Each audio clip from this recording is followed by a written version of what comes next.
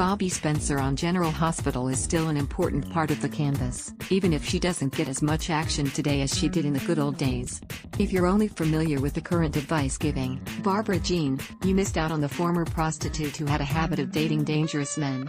The character first appeared in December of 1977 and has always been played by the lovely and talented Jacqueline Semon.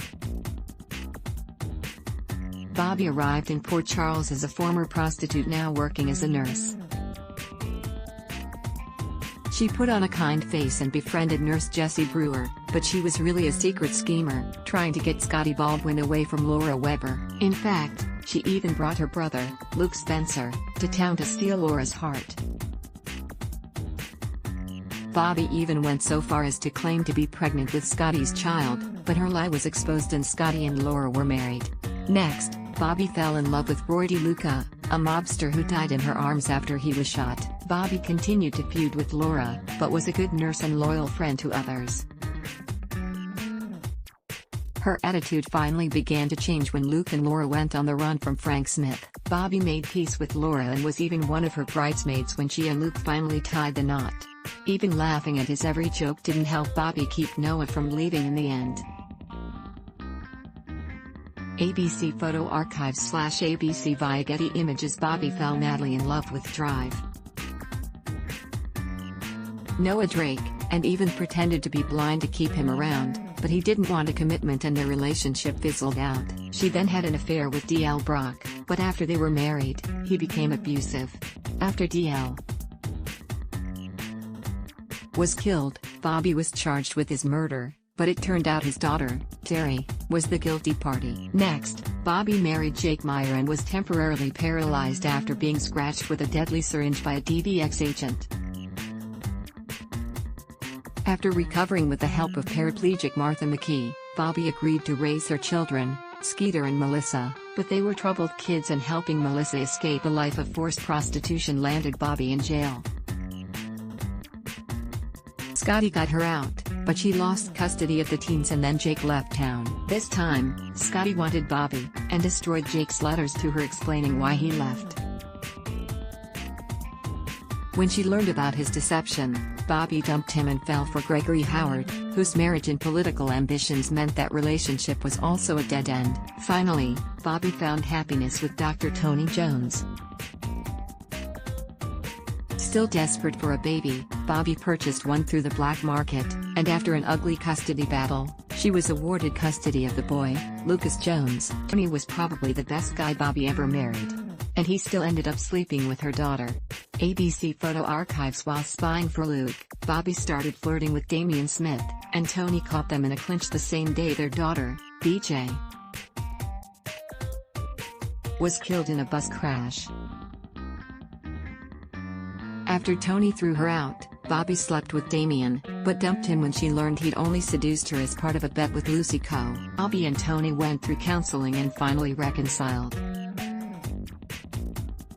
But then she found him in bed with Carly Roberts, and turned to Stephen Cassidy, even marrying the guy. She soon realized he was as evil as Luke had warned, and helped her brother expose the villain. Once Carly was engaged to Tony and carrying his baby, Bobbie learned that she was actually the daughter she'd given up for adoption as a teen. Carly resented her mother, but the birth of her son, Michael, helped bring them together. Bobbie fell for Jerry Jacks, but their wedding was interrupted by FBI agents and he went on the run. Then she found out that Roy was still alive, and a federal agent, and they rekindled their relationship. But Roy's involvement in trying to turn Sonny Corinthus into the feds backfired and hurt Carly, so Bobbie couldn't forgive him and they ultimately parted as friends.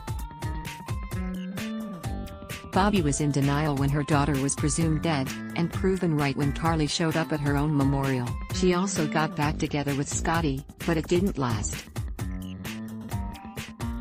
Bobbie wasn't happy when Carly wanted to know more about her biological father, and even less so when John Durant made his way to Port Charles. Bobbie was crushed when Tony died during an encephalitis outbreak, and in 2010, moved to Seattle to be closer to Lucas.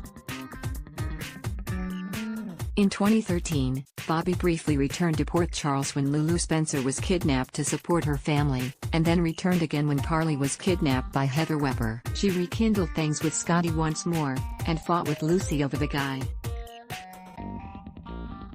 When Luke began acting erratically, Bobbie was on hand to help him discover the truth about his past and how he had killed their abusive father, and Bobbie went into protective mama bear mode when Nell Benson arrived in town and proceeded to make Carly's life a living hell.